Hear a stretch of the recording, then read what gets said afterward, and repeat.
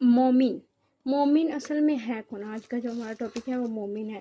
آقا علیہ السلام نے، ہمارے پیارے آقا حضرت محمد صلی اللہ علیہ وآلہ وسلم نے ارشاد فرمایا، مومن کی مثال ایک جسم جیسی ہے، درد ایک حصے میں ہوتا ہے لیکن پورا جسم بے چین رہتا ہے۔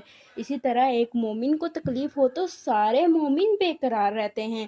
جو دوسرے کا کچھ چھین لے وہ خود کیسے خوش رہ سکتا ہے؟ مومن تو وہ ہے اگر اس کا بھائی، مطلب اس کا کوئی دوسرا مسلمان اگر پریشانی میں ہوتا ہے تو مومن بھی پریشان ہوتا ہے، مومن خود بھی پریشان ہوتا ہے۔ اگر اس کا دوسرا مومن بھائی اگر پریشان ہو تو مومن خود بھی پریشان ہوتا ہے۔ تو اپنے مومن مسلمان بھائی کو جو دیکھ کر مسلمان کبھی بھی خوش نہیں ہوتا، وہ خود بھی تکلیف میں رہتا ہے۔